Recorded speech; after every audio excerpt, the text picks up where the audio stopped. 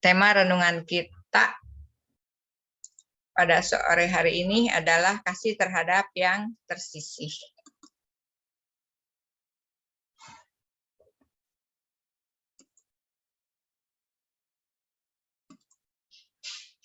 Ya, diambil dari Injil Matius, Lukas 19 ayat 1 sampai 10 ya.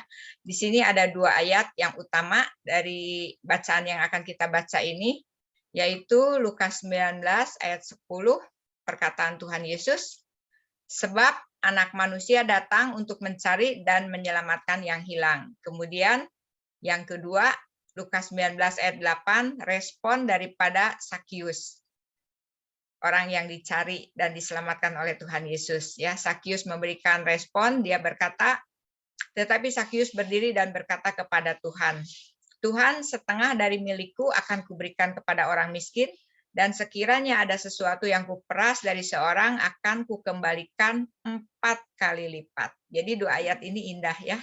Dalam peristiwa ini ada dua kalimat indah, yang satu perkataan dari Tuhan Yesus, dan yang kedua respon daripada Sakius. Kita akan baca ya kisah ini. Saya minta Cirita tolong bacakan Lukas 19 ayat 1 sampai dengan 10. Ayat pertamanya ketutup, saya cari pakai Alkitab saya aja ya. Yesus masuk ke kota Yeriko dan berjalan terus melintasi kota itu. Di situ ada seorang bernama Sakius, kepala pemungut cukai, dan dia seorang yang kaya. Dia berusaha untuk melihat orang apakah Yesus itu, tetapi ia tidak berhasil karena orang banyak, sebab badannya pendek. Lukas 19. Ini belum dinaikin. Semua sampai ke berapa? Sampai 10. Oh. Sekarang ayat keempat. Maka berlarilah ia mendahului orang banyak, lalu memanjat pohon ara untuk melihat Yesus yang akan lewat di situ. Ketika Yesus sampai ke tempat itu, ia melihat ke atas dan berkata, Sakius, segeralah turun, sebab hari ini aku harus menumpang di rumahmu. Lalu Sakius segera turun dan menerima Yesus dengan sukacita. Tetapi semua orang yang melihat hal itu bersungut-sungut. Katanya, ia menumpang di rumah orang berdosa. Tapi Sakius berdiri dan berkata kepada Tuhan, Tuhan, setengah dari milikku akan kuberikan kepada orang miskin. Dan sekiranya ada sesuatu yang kuperas dari seseorang, akan kukembalikan 4 kali lipat. Kata Yesus kepadanya, hari ini telah terjadi keselamatan kepada rumah ini, karena orang ini pun anak Abraham. Sebab anak manusia datang untuk mencari dan menyelamatkan yang hilang. Ya, kita ulangi ya bersama-sama semua di rumahnya membacakan ayat 10. Lukas 19 ayat 10, 2, 3. Sebab anak manusia datang untuk mencari dan menyelamatkan yang hilang. Ya. Biarlah ayat ini juga menjadi ayat yang akan berbicara dalam hidup kita. Kita lihat garis besarnya aja ya dari kisah Sakius ini, dari sejak sekolah minggu ini menjadi salah satu cerita yang paling terkenal, salah satu cerita favorit. Ini ada komik dari kisah Sakius untuk anak-anak ya. Di kota Yeriko ada seorang yang kaya bernama Sakius yang mempunyai badan pendek. Sakius bekerja sebagai kepala pemungut cukai atau kepala penagih pajak. Pasti pika sebelen ya, tidak disukai orang. Tukang pajak aja udah nggak disukai, apalagi kepalanya ini. Karena itu orang-orang lain tidak menyukai Sakius. Suatu hari Tuhan Yesus masuk ke kota Yeriko dan berjalan terus melintasi kota itu. Nama Tuhan Yesus itu sudah mulai terkenal dengan mujizat-mujizatnya gitu ya. Jadi Sakius pada waktu mendengar Tuhan Yesus datang ke kotanya, dia sangat kurios ya, dia sangat ingin mengetahui dan mengenal siapa Tuhan Yesus. Tapi karena kesulitan, badannya pendek, maka Sakius berusaha memanjat pohon ara untuk melihat Tuhan Yesus yang akan lewat di situ. Lalu di antara semua kerumunan orang banyak itu, Tuhan Yesus tahu ada satu orang yang terhilang, yang sedang merindukan untuk ditemukan oleh Allah gitu ya, dan diperbaharui hidupnya, diselamatkan. Jadi Tuhan Yesus melihat ke atas dan berkata bahwa ia akan menumpang di rumah Sakius. Ya, Sakius, turunlah, aku hendak menumpang di rumahmu. Begitu perkataan Tuhan Yesus kepada Sakius. Nah, orang banyak yang melihat itu bingung karena biasanya kaum-kaum pemimpin-pemimpin agama gitu ya, ulama-ulama itu tidak mau bergaul dengan orang berdosa gitu. Terlebih orang Farisi ya, mereka itu sangat istilahnya sangat munafik gitu ya. Jadi benar-benar di luarnya itu kelihatan suci gitu kan. Mereka sangat ketat terhadap aturan-aturan Taurat yang mereka pegang secara lahiriah ya, secara fisik, secara lahiriah, pastilah mereka tidak mau bergaul dengan orang berdosa. Lalu Tuhan Yesus memberikan satu jawaban, satu hukum yang baru di dalam keagamaan atau di dalam perjanjian baru gitu ya. Anak manusia datang bukan untuk mencari dan anak manusia datang untuk mencari dan menyelamatkan yang hilang. Nah, ini kita lihat ya, kehidupan Sakyus sebelum mengenal Tuhan itu, Sakyus seringkali meminta uang bayaran lebih banyak dari biasanya. Istilahnya pemerasan gitu ya. Nah, kemudian sesudah mengenal Tuhan, berjumpa dengan Tuhan, kita lihat dia berkata bahwa ia akan memberikan setengah hartanya kepada orang miskin, dan jika ada orang yang dipaksa membayar lebih, dia akan kembalikan 4 kali lipat.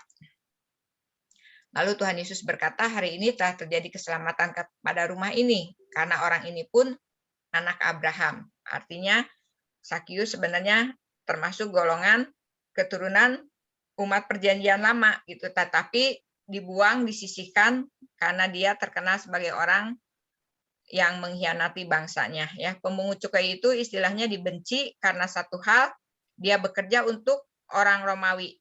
Karena waktu itu kan Israel sedang dijajah oleh kerajaan Romawi, jadi dia dianggap pengkhianat bangsa. Dia bekerja untuk memeras rakyatnya sendiri dan menguntungkan kerajaan Romawi. Yeriko ini terkenal dengan produk balsam, jadi pajaknya tinggi dan itu keuntungannya itu untuk penjajah gitu. Jadi pastilah orang merasa Sakyus ini pengkhianat bangsanya karena dia bekerja untuk memeras bangsanya sendiri, belum ditambah dengan dia sendiri mencari keuntungan untuk dirinya gitu ya. Jadi pajaknya itu double, satu untuk Romawi, satu untuk kantongnya sendiri. Jadi jelas dia akan dibenci ya.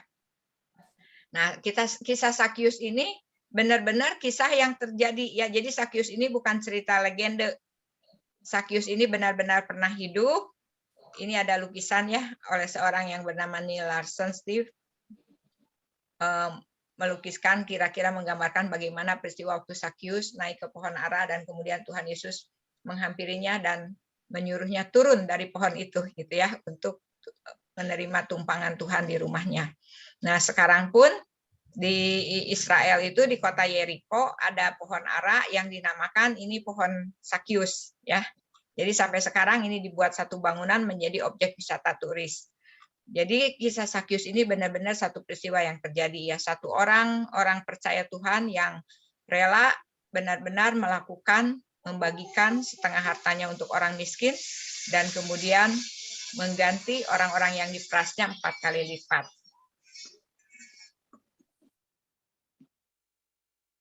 Ya, arti nama Sakyus sendiri artinya itu adalah seorang yang murni dan yang saleh ya, dia hidup pada abad pertama. Jadi dia benar-benar tokoh yang pernah hidup dan menjadi pengikut Tuhan. Menurut tradisi gereja tentang kehidupan selanjutnya Sakyus ya,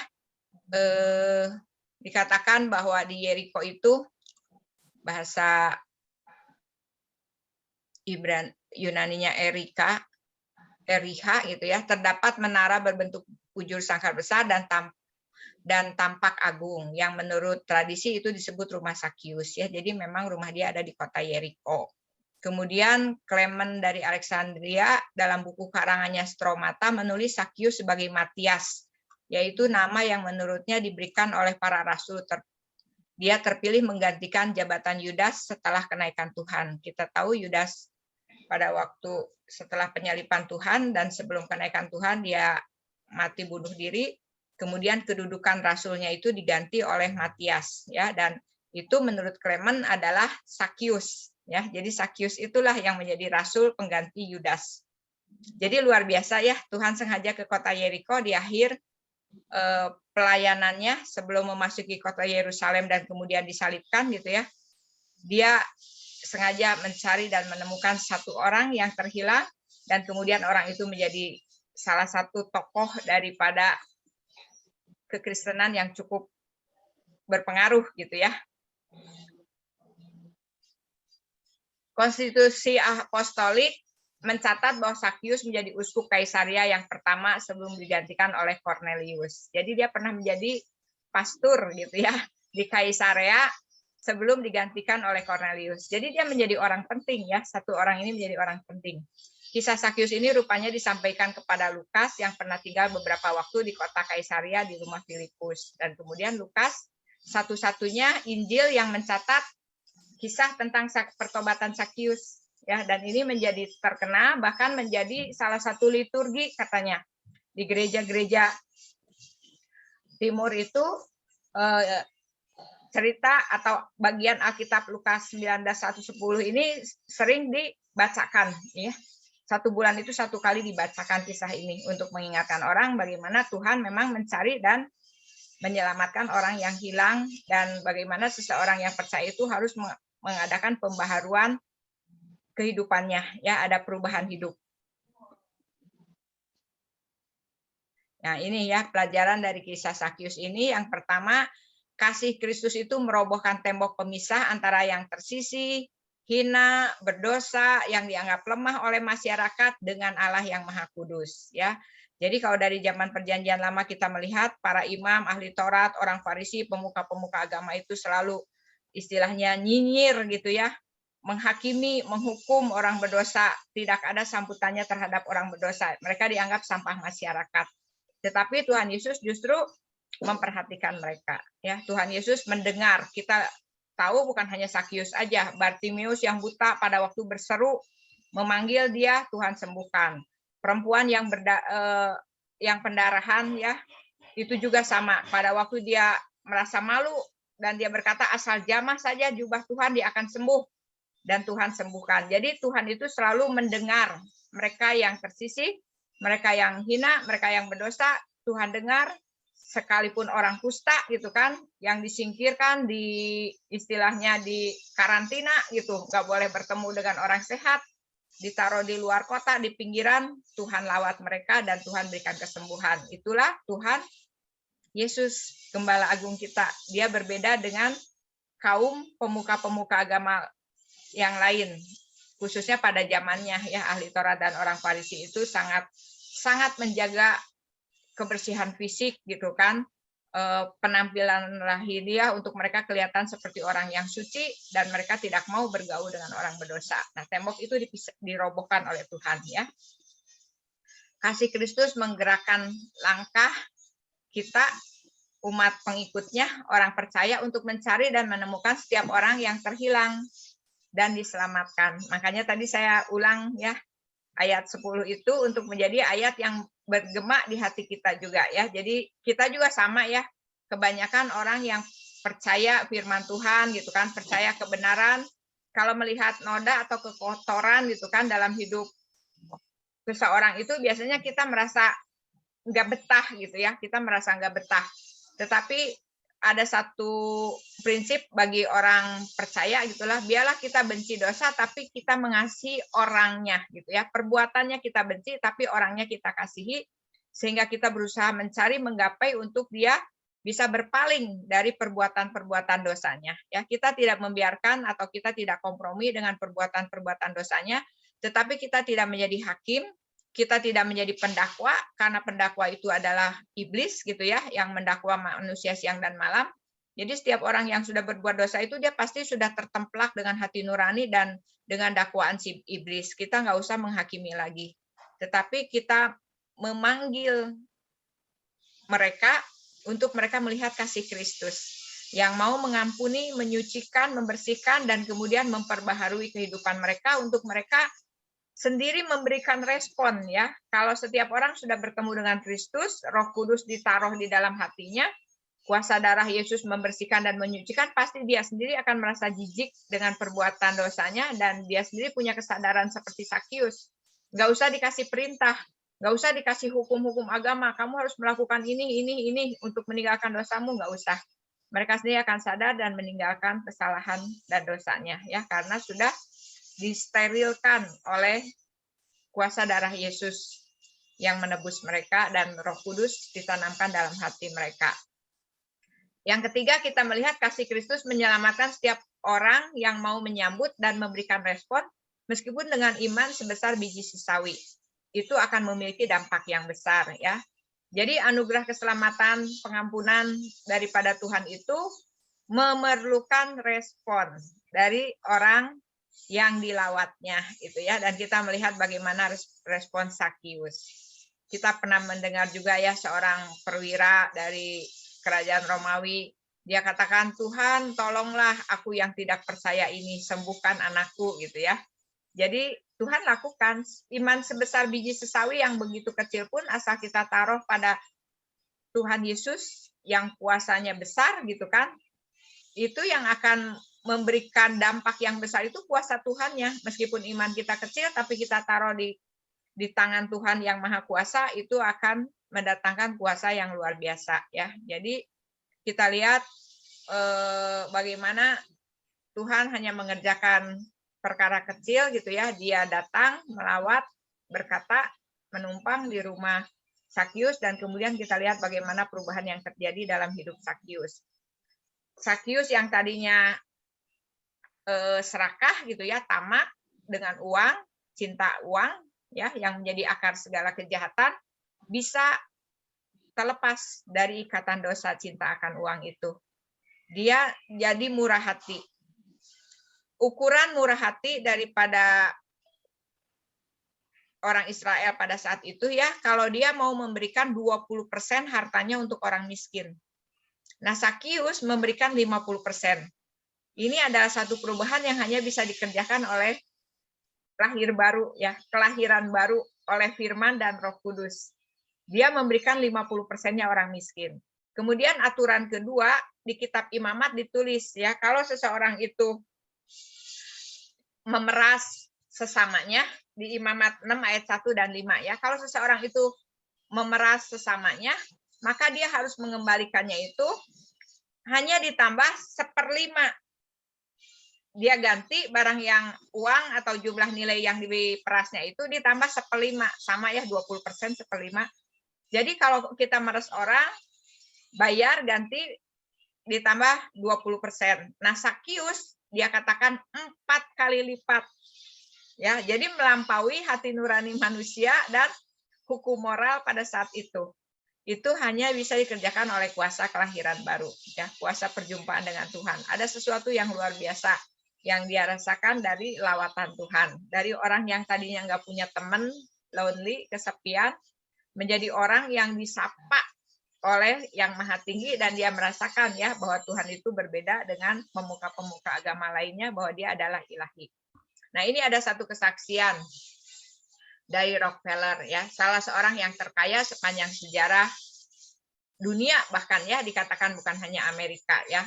Di sana saya udah kasih tahu, ya, Pak, dia baru umur berapa aja, baru umur kepala 3, gitu ya, udah punya $1 juta.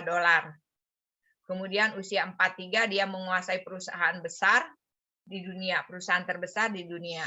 Usia 53 dia dinobatkan menjadi orang terkaya di dunia. Dan satu-satunya orang pada masa itu yang mempunyai kekayaan lebih dari $1 miliar. Nah, tentu banyak orang berpikir dengan kekayaan seperti itu dia senang, gitu kan, dia bisa berfoya-foya, dia dapat kesenangan, tapi ternyata enggak, ya. Uang tidak menjamin orang bahagia. Kondisinya justru sangat menggenaskan. Dia menderita sebuah kelainan jiwa yang menyebabkan rambutnya rontok, tidak bergairah hidup, hanya bisa minum susu dan makan biskuit. Bayangkan orang kaya, ya. Orang kaya yang bisa makan apapun, dia hanya bisa minum susu dan makan biskuit oleh karena penyakitnya. Kemudian dia sangat dibenci, nggak punya teman, ya. Dia mempekerjakan para pegawainya itu, para pengawalnya itu 24 jam sehari. Dia mengalami insomnia, susah tidur, tidak mampu tersenyum, dan tidak merasakan kenikmatan apa-apa dalam hidupnya. Ini orang yang terkaya pada masa itu, gitu ya. Nah, sampai saatnya dia divonis akan mati gitu ya, nggak akan panjang umur gitu, nggak akan sampai setahun umurnya. Koran-koran sudah mempersiapkan tulisan untuk menyambutkan kematiannya gitu. Tapi pada saat itulah Rockefeller ini merenungkan bahwa dia tidak bisa membawa sepeser pun dari hartanya kalau dia meninggal. Nah saat itu dia percaya kepada Tuhan, bertobat gitu ya, menerima Tuhan Yesus. Saat itu hidupnya berubah persis seperti Sakyus ya. Dia banyak membantu gereja dan orang miskin. Dia juga mendirikan yayasan yang bernama Rockefeller Foundation.